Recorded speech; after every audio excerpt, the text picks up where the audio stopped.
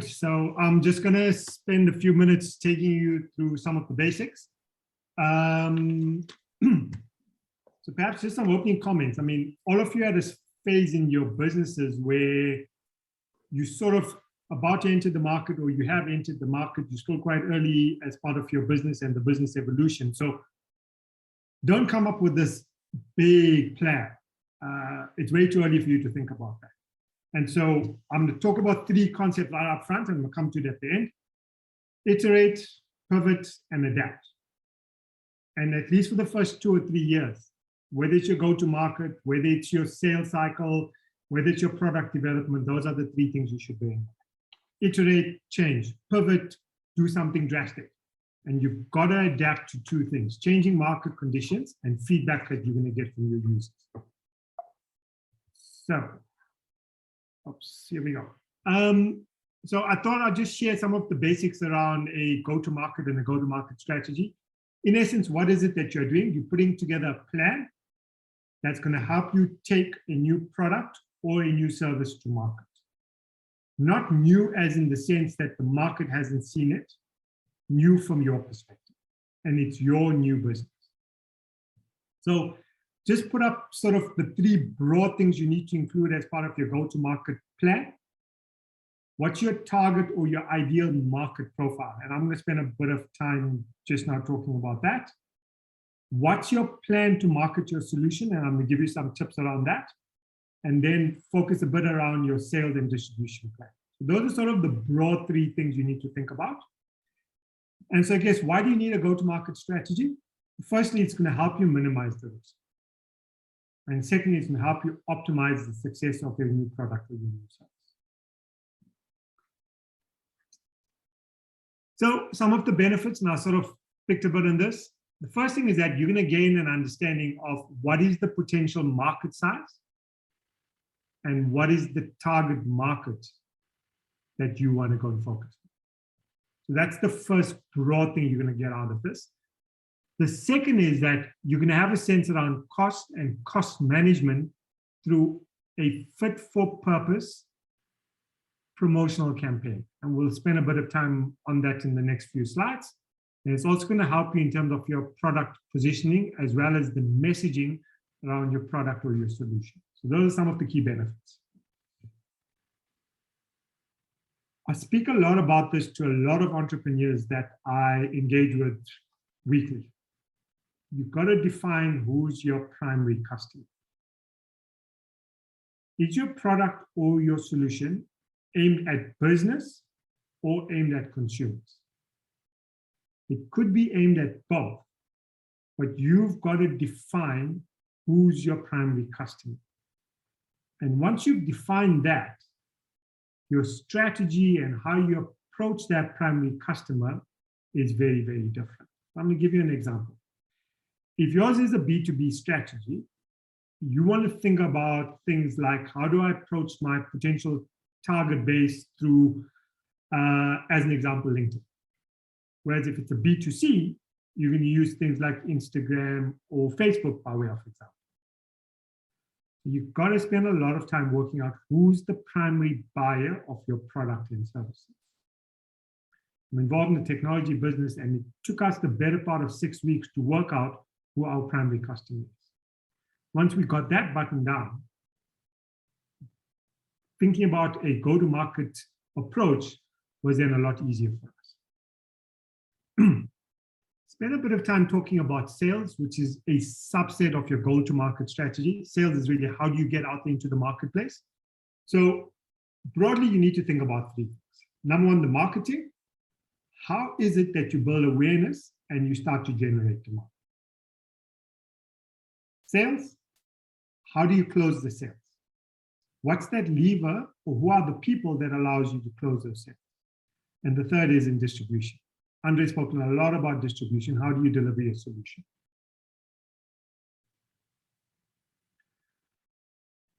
So when you're putting your go-to-market strategy, I think you need to think about broadly three things. On this slide, I'm going to talk about two of the three things, and on the next slide, I'm going to talk about the budget aspect.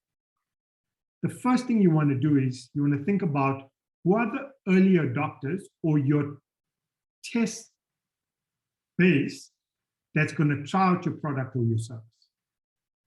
You've got to have a group of people, individuals or businesses, that are going to test your product or your solution. So you need to think about who those people are. The second one is that you need to think about how you're going to create some market awareness. And here I've given you three broad things.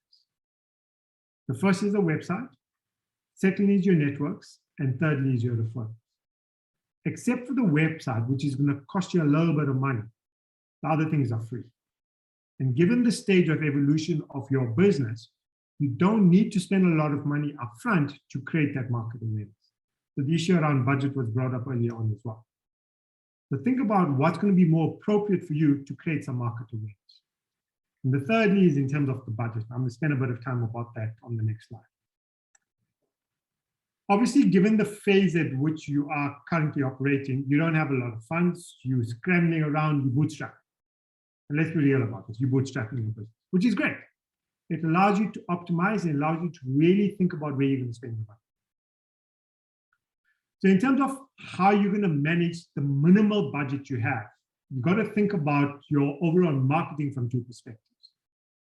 First is the outbound, and the second is the inbound. Both of these can be done at relatively low cost, and you will get some type of result. Let's deal with the outbound stuff first. In terms of advertising and PR, you may be a bit early because those things cost you money. Whether you advertise on any digital platform, billboards at this stage is not for anybody. You'll be wasting your money. PR comes at a price. Public relations, sorry, I should be saying public relations, that comes at a price. So this is you putting out some thought leadership stuff on paid for channels. You can do PR, writing your own stuff and post it out. And so that doesn't come at a cost for you. And the other two pieces are where you make, I guess, direct calls or emails, or you do something in person. You meet people one-on-one, you meet people in groups, you go out and visit clients, whatever the case may be. So that's in terms of your outbound strategy. More effective thing to think about is in terms of an inbound strategy. The best source of referral, and costs you nothing, is your word of mouth. So once you get your test base of people that start to use your product or your service and your solution, and they love it, encourage them to spread the word. You are more inclined to buy something if somebody refers it to you and they've had a great experience. The second is in terms of search engine optimization.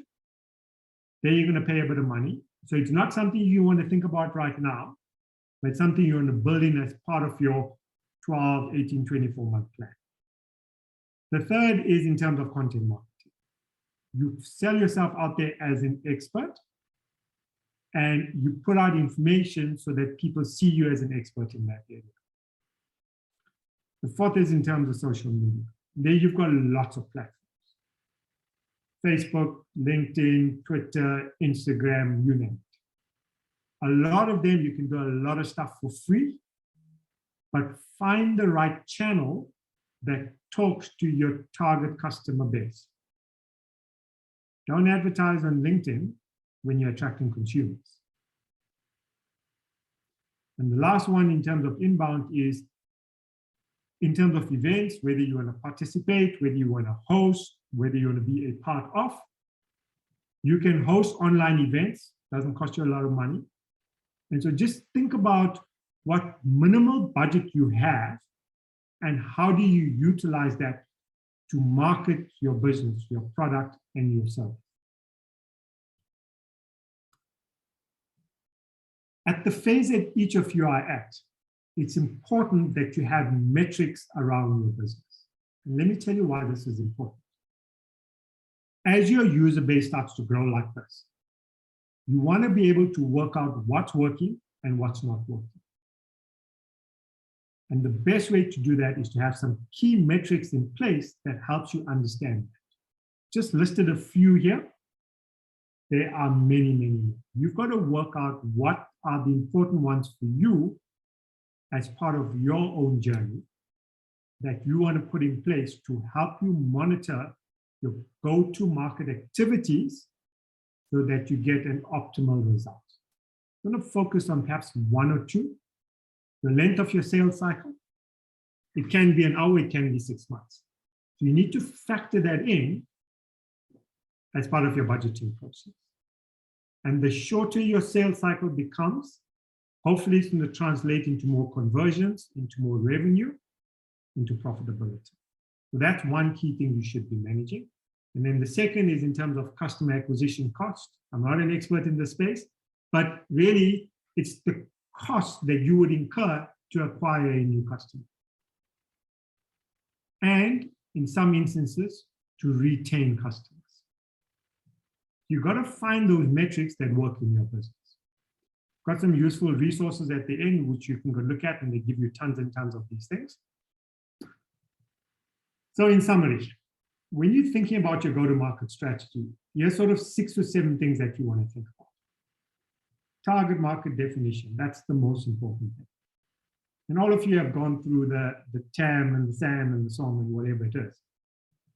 But you've got to be very specific in terms of who is your ideal target customer and what criteria do they hold.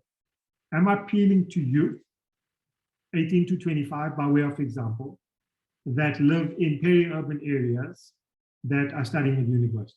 Just using that. So be very specific around your criteria.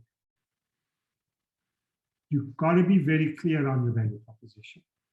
People buy into you and what value you will deliver for them. Your pricing strategy is very important. You want to price your product and or your solution that is affordable to the target customer segment that you're approaching. So you may need to rethink about your pricing strategy. The promotional channels, I spent a bit of time about that. What channels are you going to use? Are you focusing on inbound? Are you focusing on outbound? In terms of sales and distribution channels, you got to think about those as well. And lastly, you got to think about the metrics. Metrics help you iterate, pivot, and adapt. And ever so often, in the phase that you are currently in, as you start to get more customers, you want to review this periodically. I wouldn't say it's every day, every week, every month. You've got to work this out. But once you start getting new people onto your platforms, you want to review your metrics periodically to make sure that you're focusing on the right things. Just put this out there. Keshni is going to share these slides with you. Here's some of the free available tools that you can use out there to help you think about your go-to-market strategy. I use HubSpot a lot. They have a lot of free tools out there. So I've given you a link to the go-to-market strategy. In that strategy, they've got worksheets that help you put out a plan that's daily or weekly or monthly with key metrics, key deliverables, and the like. Monday.com, they've also got some interesting stuff. I use Canva quite a bit. Canva helps you design at relatively low or no cost some of your marketing material. It is a freely available tool. There are some paid for stuff that you can actually get on there, but the free option is something that you could certainly use. And then at the bottom, I've just put out some of the social media channels. A lot of these, you can do a lot of stuff for free. So don't think budget, I don't have money, how do I advertise on LinkedIn or Facebook or whatever. There's lots of stuff out there. And there's lots of stuff on Google to tell you how to put out stuff, or whether it's on Facebook or Instagram or TikTok or whatever the case. Yeah, that's it for me.